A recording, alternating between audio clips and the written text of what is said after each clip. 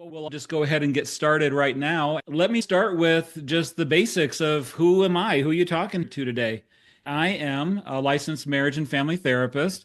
I've done therapy and speaking and training for 30 years. I've been specializing in working with adolescents and parent training throughout all that time in different settings. For 10 years, I was the youth substance abuse coordinator for a community mental health center where we worked with court-ordered youth, 14 to 17-year-olds. All the kids getting in trouble, those punks. And I can call them punks because when I was a teenager, I was one too. So it takes one to know one. My solution focused introduction was actually back in graduate school by Mary Andrews. Some of you may know her from back in the day. She was there early on with the solution focused development. She really turned on that light for me. While I definitely benefit from many models of therapy, solution focused is core to how I think and feel and view clients. And so, anyway, so I'm curious who you are, right? Throw in the chat. Where are you from? Where you calling in from? Whether it's worldwide or from the States. Some of you have actually added that in there. We got some New Zealand and Serbia, and wow, that's awesome. Okay, wonderful. Throw in where you're from. I'm curious your comfort level with teens. I'd love to do a scaling question with you, just right there in the chat. Throw in a scale from 1 equals I am scared poopless of working with teens. They're terrifying. I don't know what to do with them. Or 10, I am the teen whisperer. You just love working with teens. They respond to you. You respond to them. It's just always good vibing. Or somewhere in between. And we're not looking for any right place. Just curious where you are on that scale for yourself. So thank you. Everyone's interacting there. Great. We got a pretty good range from 2 to 8s and everything else. Okay. Well, wonderful. Well, let's just jump right into things. What do you hope to gain from our hour together today? What would you most like to get out of the idea of working with quote unquote resistant teens or seeing them differently or whatever? What comes to mind? Either add it in the chat or go ahead and pipe in. Reframing it and seeing them differently. Instead of resistant, reframing it and seeing them differently. Yes, wonderful. Treating Instead them of as seeing them the as client, resistant, not their ADHD or their diagnosis. right, that they're not their diagnosis, that they're not Yeah. resistant. Now, of course, kids, they will definitely show up. Somebody said a better understanding of what resistance looks like and what that is. Yeah, this is a topic that's really near and dear to my heart, and I'll explain why as we go. But let me just refresh where we're going with just a brief review of the workshop description, what we're going to cover today.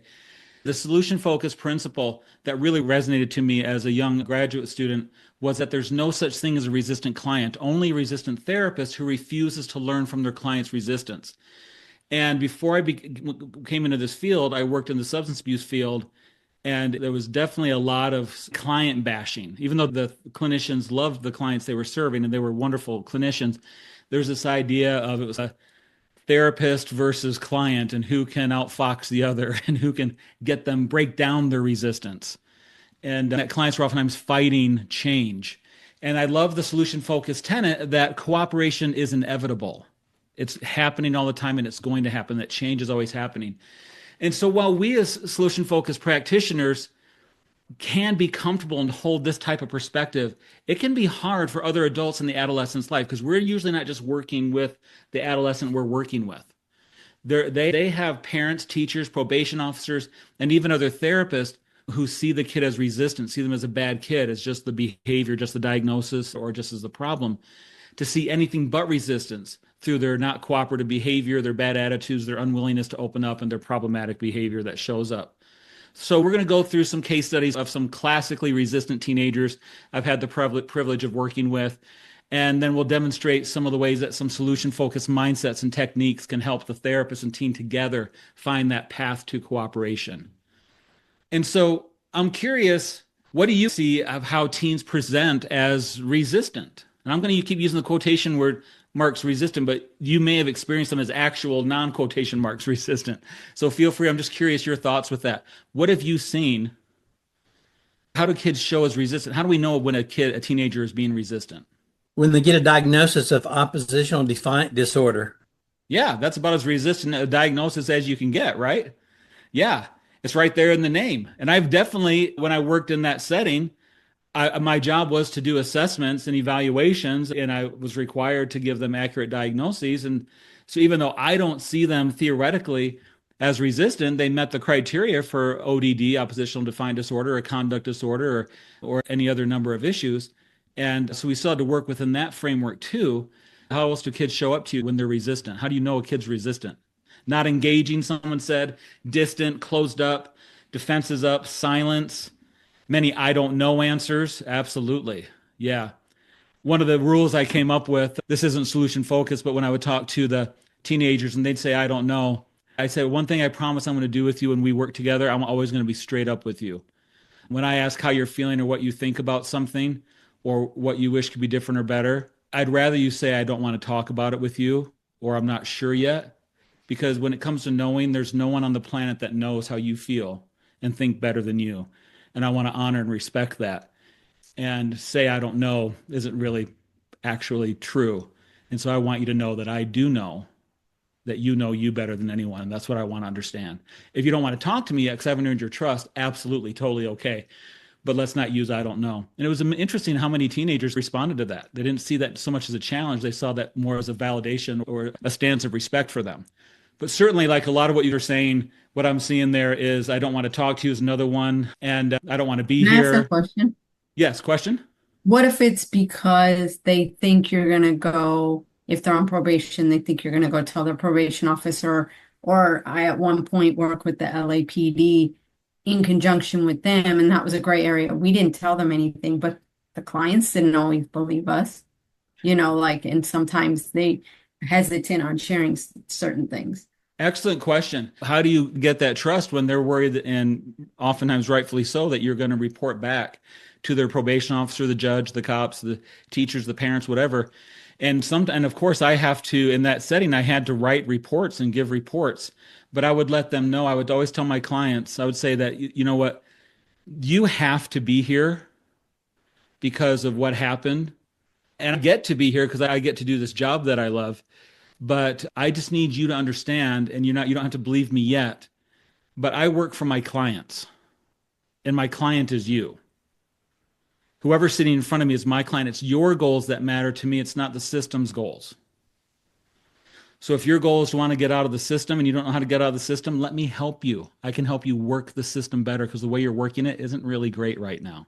You keep getting sucked into the system. Let me help you get out of the system and try to create some bond that way. But yeah, it takes a while for a kid to really trust that you're not going to just go run and just be a narc for the system, right? Okay, good point. Thank you. Yeah, thank you. Whatever, I don't know, glaring at you, no eye contact, bored, not paying attention, distracted, rude, all that type of stuff. But in all the years I worked with these kids, not just in that setting, but all the times, I'm really proud to say, even though these were the bad kids getting in trouble and doing all kinds of bad things, and I never had a bad kid. This is a dog trainer, Tom Davis, who's famous for saying there's no bad dogs. He works with rehabilitating really behavior disordered dogs. And so I'm really proud to say that I've never had a bad teen.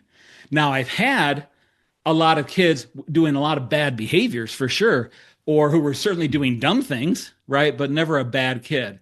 And it's important that we see them that way, that we lock that in, that the kid isn't the problem's the problem. And what has been such a saving grace for me as a clinician, not just as a model for working with clients, to have such a helpful model to guide us through where we don't have to just have that problem focus. It's helped me as a clinician stay passionately engaged for the last 30 years and not get burned out, because if I'm working with problem clients every day who are dealing with big problems, that's heavy and depressing.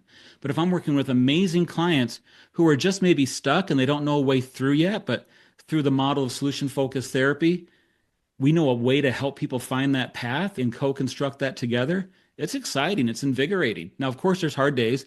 I'm not always perfectly happy and positive about things, but more often than not, I'm like, yeah, they don't know how to get through this, but I know how to get through it, and they're going to learn how to get through it, and then they're going to learn these methods, and then they're going to have the power to get through it. And it's really neat to see that with our clients, right? I know you guys love that too. So we're going to talk today basically about 5 different solution-focused areas. Now, of course, there's so many more than this. I'm trying to cram what I can in an hour, and I've revamped my presentation last night and today, so I'm going to do it a little bit differently. I said it's going to be 2 case studies. It's actually going to be 3 case studies one focused on resistance, one focused on exception, and the third case study is going to address future preferences, miracle question, and scaling all in a little combo together. I'm not going to go a lot into the techniques of those because most of you know those and they're easy to learn. But I will expand on them some and hopefully have some examples that we can look at that make it hopefully interesting. Okay. All right. So one concept that I really love, going back to this idea of is it resistance or resistance? As I mentioned earlier, the solution focused tenant is that there's no such thing as a resistant client, only a resistant therapist who refuses to learn from their client. And this is so simple but crucial to how we change. And one thing that I really learned over the years, as far as the resistant client, one of my favorite types of teenagers is the pissed off teen. Have you ever had that? The pissed off teen, right? Right. And so, is there anyone else? I mean, I'll explain what I mean here, but I was curious, does anybody else love a pissed off teen? Do you any idea why I would love a pissed off teen? And some of you nodding your heads. Why? What do you love about a pissed off teen?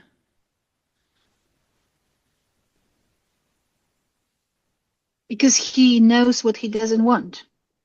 Because he knows what he doesn't want. And how honest are they about it?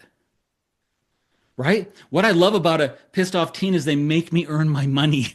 They make me be a better therapist because teens don't fake it. They haven't learned the sophistication of how to smile and nod if they don't like you as an adult. Right? Like you can have adult clients who will come in. If they don't like you, they'll be polite and respectful, smile and nod, leave, and you'll never know why they never came back. But a teenager, if they're glaring at you, man, if you suck, they'll tell you.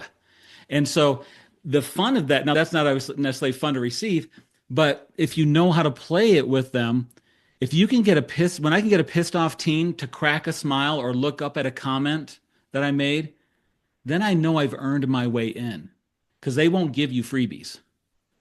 Now there's a lot of nice teenagers who certainly come to therapy. I'm not talking about those. I'm talking about the pissed off ones, the ones that are forced to be there by parents or the system and whatnot. So there's a certain authenticity that happens with that shut down kid because when they open up, they're letting you know that, okay, you earned your way in. I'm going to give this a shot.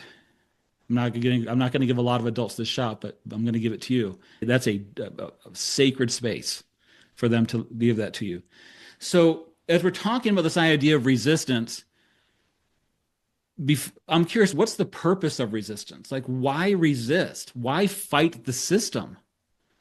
And a lot of adults get frustrated with teenagers when they're fighting the system, raging against the machine.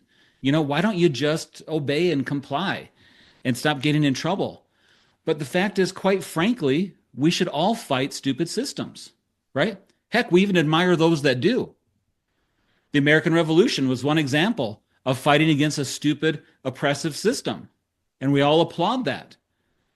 And then Gandhi comes around and he does an Indian revolution through nonviolence, where we as Americans, we gained our independence through violence. He went high level, man. And he got this amazing independence through this weird radical approach called nonviolent resistance. And then Martin Luther King comes along and fights another stupid system, building off of what Gandhi did. And we admire fighting the system. And to youth, the system often seems stupid. And whatever the system is, the parental system, the school system, the legal system, the child protective system, the social system, etc. To teens, it often looks and can be ineffective, bureaucratic, slow, arbitrary, outdated, non-responsive, invalidating, inconsistent, unfair, unjust, cruel or mean, and just frustrating. And who on earth would want to pay attention to a system like that? And then the bottom line is, for many of the youth we serve, one system or another in their life has let them down in major ways. And they don't buy that authorities or adults know what they're talking about. They're disenfranchised. And now here you are, just another adult, just another authority figure, just another henchman for the system, wanting and maybe even expecting them to listen to you? Yeah, no way. Their resistance makes sense. And if when we as adults don't acknowledge the above and all they see is us conforming to the system, they not only lose respect for the system, but for us in the system as well. So why then would they listen to us? Thus, we who are a part of the system who want to help kids and teens, we need to understand both them and the systems they're in. We cannot help them if we don't understand them. And a lot of adults have forgotten what it's like to be a teenager. Or maybe they weren't a bad kid in quotation marks. And so they don't understand that oppositional way of thinking. You know, my emotional development pretty much arrested at, I think, 13. And so I connect with teenagers pretty well. I'm pretty silly and irreverent. I want to share a story talking about this idea of resistance. This is a little video clip that several years ago when I was doing a parenting workshop at a professional conference, a couple clinicians from our local Utah youth village were doing some interviews of some clinicians and asking for just our insights or thoughts. And so they did a series of video interviews with me, and this is one clip from it about this particular client.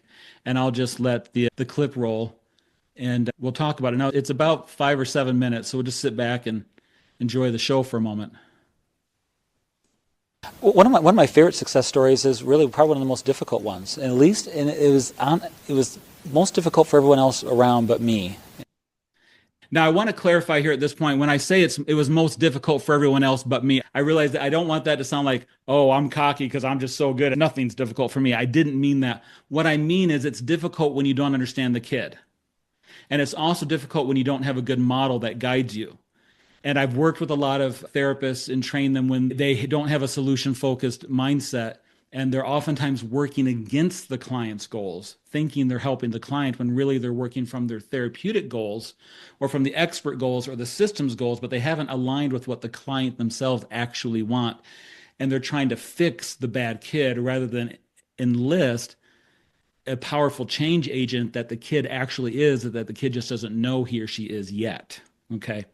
So when we don't have a model like that, it is very difficult to work with these kids.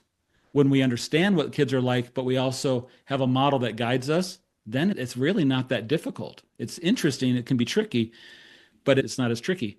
So as you're watching this, I'm going to ask you to pay attention to what maybe resonates with you or what you noticed or what spoke to you, and think about how maybe you might have approached a situation like this in your own way that may have worked differently than what I and this kid figured out together. I think it was hard for the kid, but it was a 13-year-old boy who had come in. He was court ordered. He'd been getting in a lot of trouble with the law, with behavior problems at school and at home, substance abuse, theft, vandalism, the whole list. And he came in with his mom, and he court ordered to be there. And he came in, instead of sitting down in the chair or shaking my hand, completely avoided eye contact with me, sat down on the wall with his feet drawn up towards him, his head down, arms locked around his knees, and no communication whatsoever from him. The only communication I got as I was trying to engage him was, oh, you're wearing a Green Day shirt. You know, you like Green Day? It's just a shirt. Doesn't mean anything. And that was it. And so I talked with Mom for a little bit and found out what was going on. Said I want to talk with the kid for a little while, and he had to go through the requirements was that he went through some individual sessions. We did some family therapy too, but in his individual sessions, it was like that. And he was waiting, I knew, waiting for me like any other adult he's dealt with to engage in the power struggle, right? Expecting me to get irritated and annoyed as I tried this way and this way to get him to engage. And I'm pretty good at getting kids to engage and getting the teenagers who don't want to be there to finally laugh or open up a little bit and at least develop a relationship. That's one thing I'm known for and I'm really good at. But this kid was going to school me. He was going to teach me something that day. And so it finally got to the point that I went through my bag of tricks. And I've got a pretty good one, but I was exhausted at that point. And so I said to him, I said, you know, obviously you don't want to talk, and I really do respect that. Obviously you don't want to be here. You're obviously being forced to be here.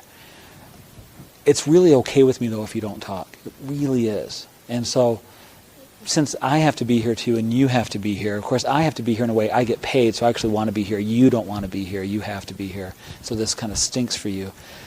But since I have to be here, I'm just going to do some other work and do some paperwork. But if you decide you want to talk later, that's totally fine. But just so you know, I'm not irritated or upset. It really is okay. You're allowed to just be the way you are. It's totally okay with me. I'm not My job is I'm not like other adults. I'm not in charge of you. You've got to report to the judge. You've got to report to the teachers. You've got to report to the parents. I get that.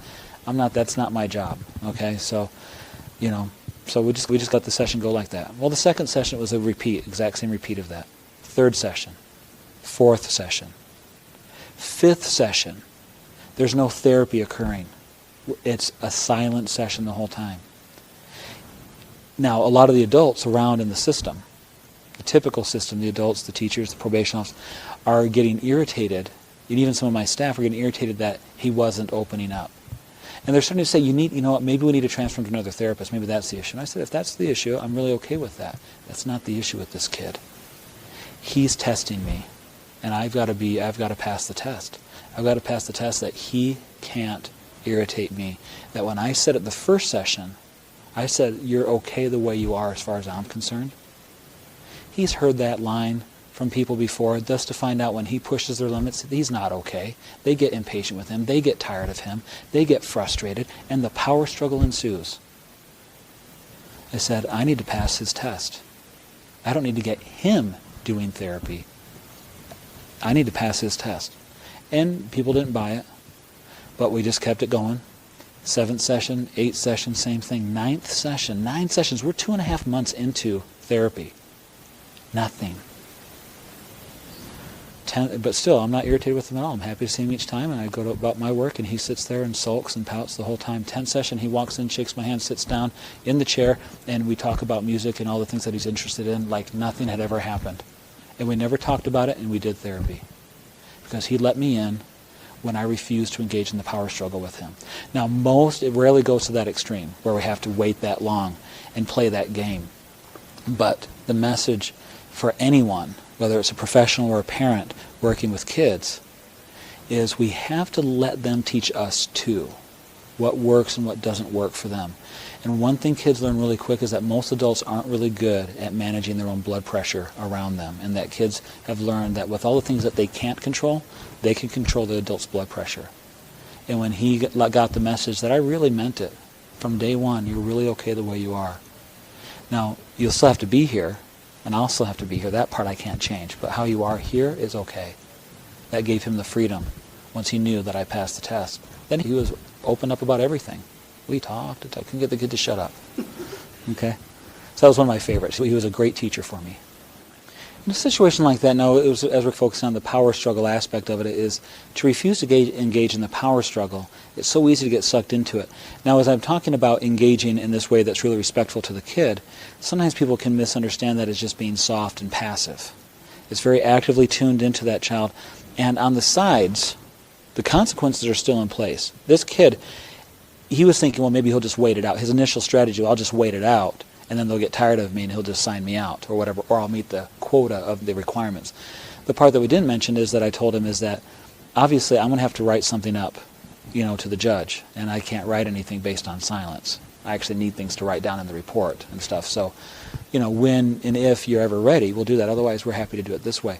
So the message is that the consequences and the structures are still there. Okay? And they may get more consequences. They may get more structures in place based on their behavior. So we're not letting them off the hook. But the message is constantly to these kids, even in spite of the evidence, man, you're a great kid. If anyone's going to figure this out, I know you will. I don't know how you're going to figure it out. It doesn't look like you know how either right now, but that's okay. Really, it's okay. And if you want ideas, I'll help you. But what I keep getting from not doing it is that you really don't want the help right now. And that's okay too. It just means we're going to have to just keep doing this and maybe try other angles too. But you know me, I'm not giving up on you. I think you're a great kid. Yeah, I get irritated and annoyed with you, sure, but you get irritated and annoyed with me. But man, if anyone believes in you, kiddo, it's me. I think you're going to figure it out. It'll be interesting to see how you do it. Some people figure it out sooner, some people figure it out later. And I'd love to share with kids, what a screw up I was in so many ways. And it's not about giving them permission or telling them all our sins or mistakes or misdeeds or whatever, but it's about just being real with kids. You know what? I got in all kinds of trouble before I figured things out. I struggled with my education before I figured things out. But I figured it out. I figured it out really well. It'll be interesting to see how you do it. And if you want ideas and if you're feeling stuck, that's okay. I've got lots. But when you're ready. Curious, your thoughts. What did you notice? What resonated with you? How might have you approached that differently? Or, yeah, just curious your thoughts. The patient, someone said. Along those lines, once not in a situation with teens, but I had a gentleman who was dealing with some addiction issues, and he apologized to me once in session. And he looked up at me going over the same problem again and again, and he looked up at me with apology and disgust with himself, and he said, "Thanks for being so patient with me, Jonathan." And I said, "You're welcome, but just so you know, I haven't been patient with you at all." And he looked at me kind of like, "Oh no." I'm like, "Oh no, not like that." I just asked, is the farmer patient with the corn when it's growing? Is the farmer going, "Okay, let's go. Come on, corn, time to eat. Let's go." No, the farmer just understands that corn grows the way that corn grows. And so I understand that humans grow and change the way that humans grow and change. And so I'm just glad that we're meeting and that you're willing to trust and that we can have this relationship together and that we just keep figuring it out bit by bit together. So you're welcome, but I'm not being patient with you. I'm just being with you. And that actually makes it feel like you're not trying to be patient. You're just in the process with somebody, really trusting that what they're teaching you, this resistance, isn't resistance. Resistance is instruction, it's direction, it's information of how to get in. And that's what I love about that way of looking at it. So this idea that cooperation is inevitable, when we create the space for it, they can't help but cooperate. Clients are always cooperating. They just don't know how to get out of their own way somehow. So we need to make sure that we're not the ones also compounding it and confounding it by getting in their way as well. And they are showing us how they think change takes place. And as we understand their thinking and act accordingly, cooperation is inevitable. And so it takes less patience actually to think this way. Although on the surface, it looks very patient, which somebody said very nicely, some nice comments there. I must have nerves of steel. I'll tell you, teenagers will definitely strengthen your nerves or break you down. Right? Working with court-ordered kids is a great baptism by fire for sure. Another one of my favorite, probably your favorite, solution-focused principles as well is exceptions to problems. And what I found that I love working with troubled teens, with the difficult, resistant teen, is that any exception is an entry point because exceptions are the point. But oftentimes the adults in the system, a lot of people think, well, therapy needs to be this very adult version of therapy where we're two people talking about our issues and our problems and working through our childhoods and addressing the problem as it is. And it's really hard for parents or other adults in the system, even other therapists, to go, oh, we can actually take any entry point the child will give us as valid. And so this is another one of my favorite stories. One of my favorite clients is going to be about this. But let me ask you, who knows who these people are? This isn't a stock photo. These are not models. Anybody know who this group of people are? Well, I didn't either. Okay, this is the band One Direction. Okay? Yeah, I had no idea who they were. Well, I had this 16-year-old girl who was brought in by her mom for behavior issues, mood, self-harm, depression, anger, suicidality, oppositional, defiant conduct. I mean, she had the whole range of stuff and things. And she came in, she sat down on my couch and just glared and then put her eyes down. And I talked with her mom for a while, tried to engage this girl to talk a little bit, and nothing. She was like that wall sitter. She was good. I'm good. I'm going to brag on myself for a minute. I'm really good at getting teens to talk. And yet the examples I'm giving you are going to show you I'm not real good at it right at the gate with these examples. Typically, we can get them talking and laughing and get them going pretty good, pretty quickly, and get them disarmed and help them feel comfortable in this space. But that last one was good. He tested me. She was angry and pissed and shut down. And I talked with the mom a little bit to get some background, and the mom left. And then I talked with her for the rest of the session. And I was asking her all kinds of things, try to get her to open up or share or find out what's important to her or whatever, and nothing. Just this downward glare towards her lap that I had already received directly to my eyes. But the rest of the time, she wouldn't move, she wouldn't respond, she wouldn't say anything. She was shut down and locked down. And as I'm throwing out ideas and things to try to get her to engage, just one throwaway was, what would you like to listen to? And she looks up and she goes, One Direction, what do you care? And looks down. And I go, inside, I go, ah, there's my in. That's my in. That's my in. She didn't give me anything else to work with. And the rest of the session went silent as way before. But I realized I know what I'm going to be doing after session. In between now and the next session, I'm going to be listening to One Direction. I'm going to listen to their whole discography. When I'm going here and there to run errands, I want to be listening to this boy band. And you know what? I'm not interested. I'm not into boy bands, guys. Can you imagine? I'm really not into boy bands. I'm not a 16-year-old girl fangirling all over these guys. I haven't been into a boy band since Led Zeppelin. Okay. I'm not into boy bands, but here I am listening to this pop bubblegum stuff, and I'm just immersing myself in it because she showed me that the problem was she's not going to talk. The problem is she's going to defy any adult trying to get in. But she gave me an exception to the problem. She showed me there was an entry point. If I could pay attention, I could get in. Well, when she came back, she still had that same attitude. And I said, guess what I've been listening to this past week? She goes, what? I've been listening to One Direction. She goes, rolls her eyes like, oh boy, in her mind, she's like going, oh, here's another adult trying to be hip and cool and connect with me. And I said, just so you know, I'm not trying to be hip and cool. I was just really curious. I had no clue who they were.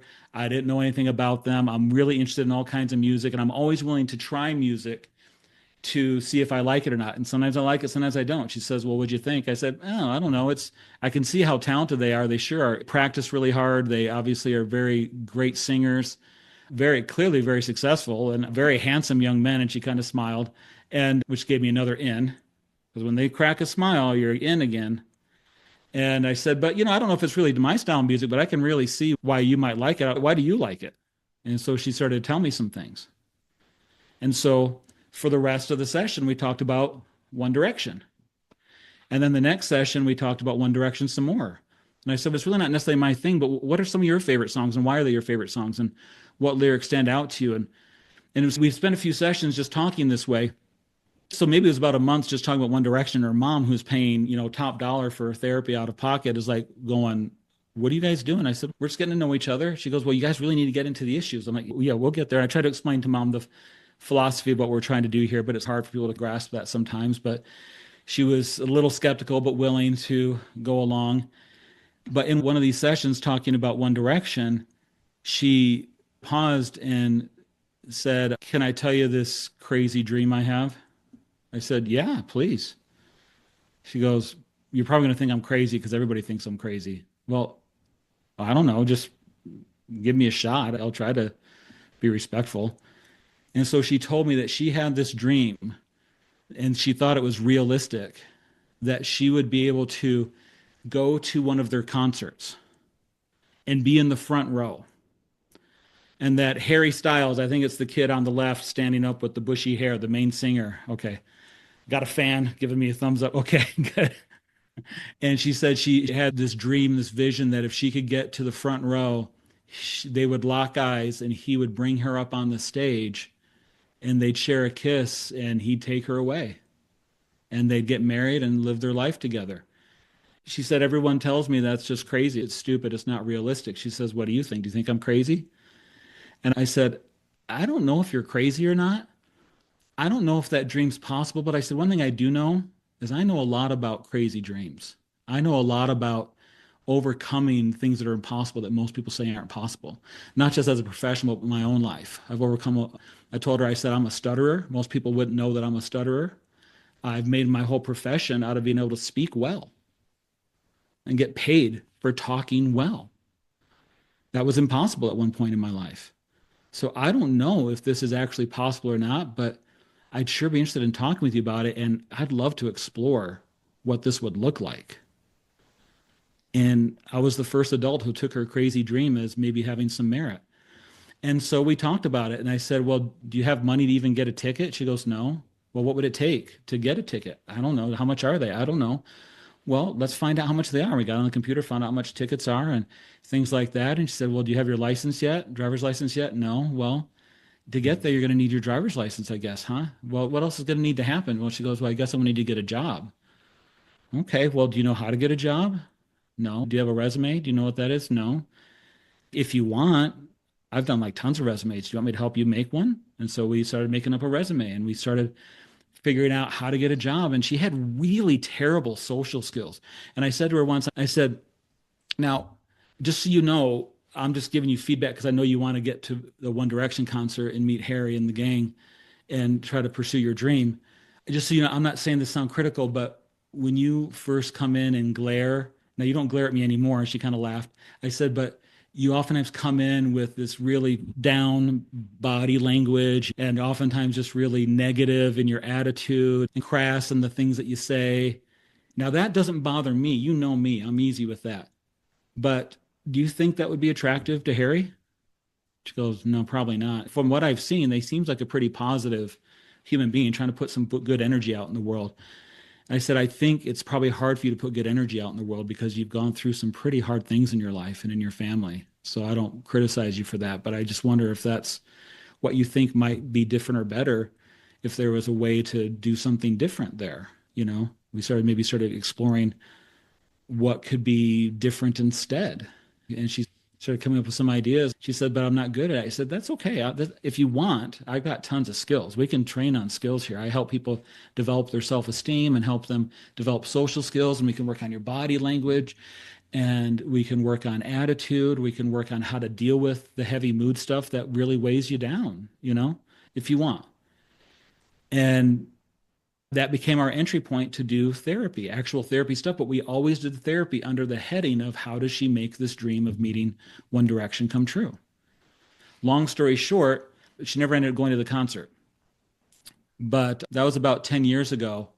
And she still calls me occasionally when she needs advice. When she trusted no adult, she now still calls me every now and then. And we spent 3 months just talking about boy bands as she developed skills to be able to actually feel more confident that she could actually reach out. That didn't solve all her problems in those 3 months. We still worked together for a long time. But after a while, after those first 3 months, we no longer talked about One Direction very much. But that entry point is something that usually people can walk past as they're trying to get to the goal of doing therapy. And that's one thing I've learned with teenagers is if you try to do therapy with a teenager, they will resist that. And I don't blame them because when we're doing therapy with them, that's our agenda.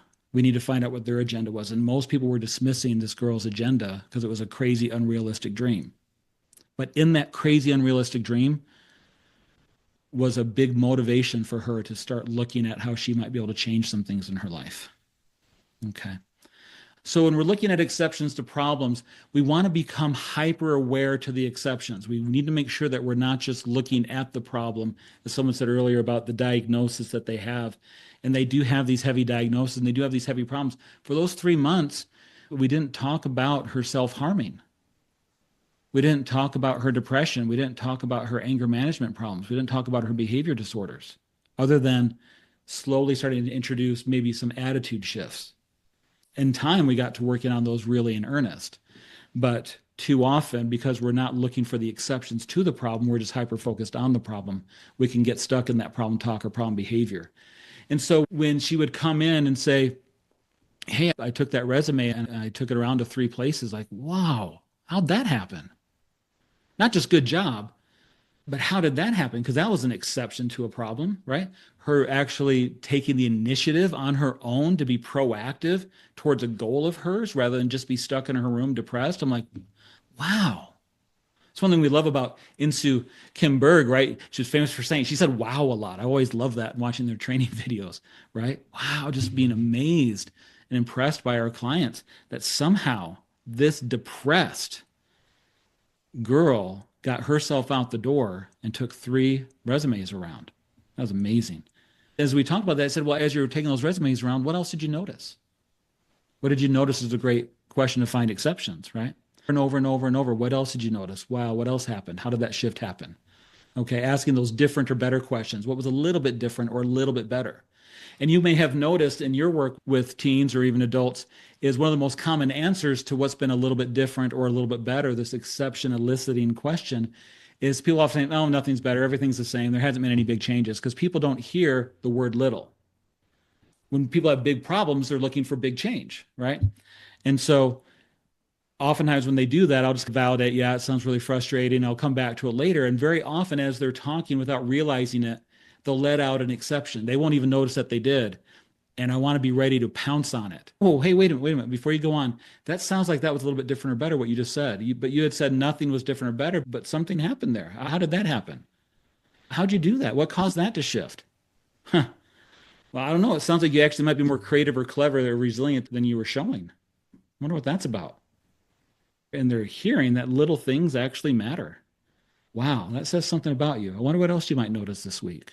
And start getting them into that solution focus, exception finding mindset.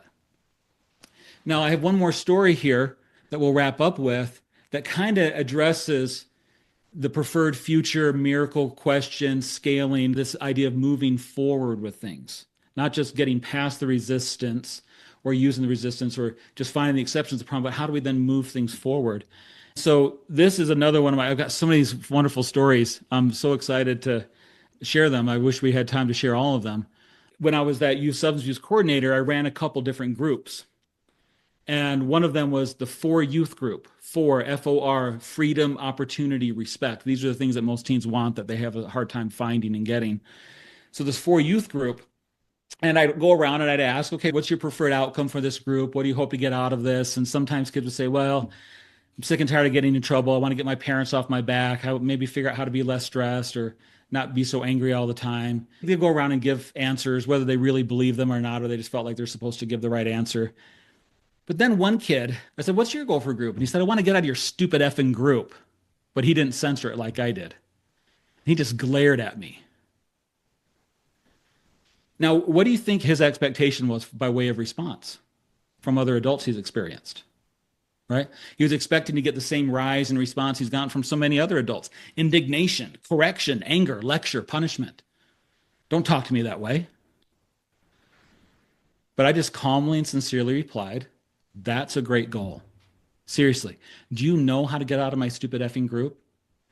Where I smiled with a wink so he knew I wasn't throwing it back with sarcasm or annoyance, right? He said no.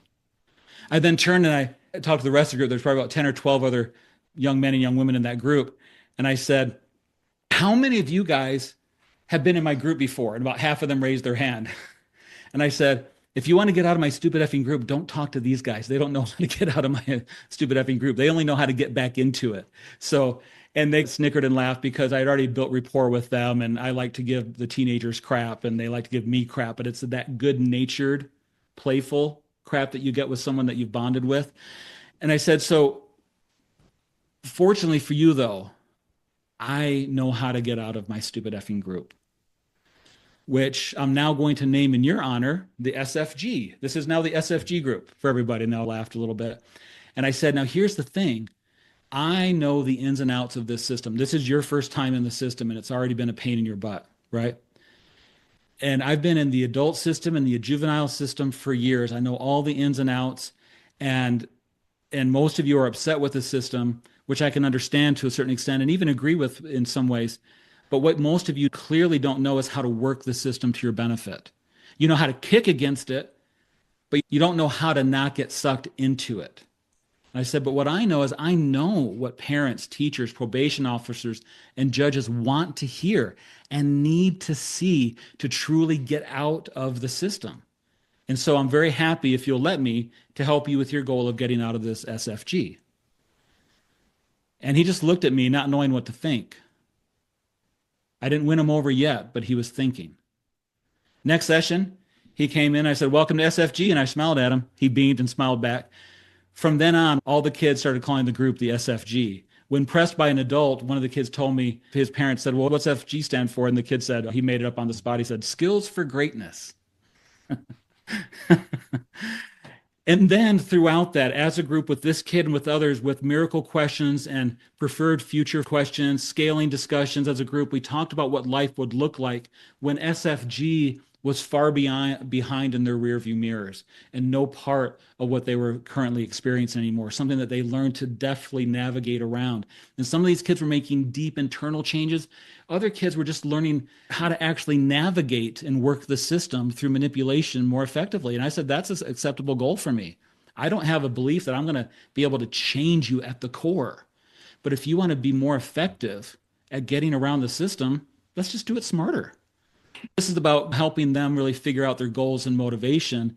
His goal was to get out of the stupid group. Our goal, oftentimes, as the clinicians or the adults, is to get them to change their mindsets and their behavior. One of my favorite parenting approaches is called parenting with love and logic, that many of you may be familiar with. And Foster Cline, who is the child psychiatrist, one of the authors, he said, don't try to change their gray matter. Don't try to change kids' thinking. That's their domain. We can change structures, we can apply consequences, right? But it's their job to decide when and ready they're going to change or not, right? And so we have to make sure that we're really aligning with what our kids' goals are. And his stupid effing group comment really let me know that he wasn't interested in telling me what I wanted to hear. He was interested in getting out of this as quickly and as efficiently as possible with the least amount of pain to him. I'm like, that is a great goal. Let's get efficient with that. Because the fact is, every teen wants something better. That 4 youth group that I mentioned, freedom, opportunity, respect, that's what kids want. So we need to be interested in them and how they show up and what their goals are. So what I'm going to ask here as we wrap up here in this next minute that we have left is I'm just going to ask you to think and reflect, what has worked for you with teens, or what have you noticed that's a little bit different or a little bit better with how you engage with teens, or how have you helped your client shift? How did they help themselves shift, knowingly or unknowingly? What resonated with you today that you are taking with you? And what's one thing you'll do differently this week with your amazing teens? So I appreciate you coming. If you have a moment, the QR code under evaluation, you can do a quick evaluation for me. That's always helpful. If you want to connect with me, that QR code will take you to my link tree with all the different links of how we can connect. And thank you all so much for joining from all over the place. Thanks for your input. I'm looking forward to going through the chat. I read some of them as we were talking, but I look forward to going through all your input. I see there's a lot of ideas there. So thank you so much, everybody, for attending. I wish you all well. Thanks for coming. Oh my God, such a great presentation. Thank you very much, Jonathan. Oh, thank you. That's so you to say. That means a lot. Thank you so much. I wish I could listen more to you, the way you teach. Like, this was brilliant. Well, thank you so much. That's very encouraging. It's really lovely. It's the last presentation, I think, for today. And it was so worth it to wait. Thank you. That's so nice of you to say. That means a great deal to me. Thank you so much.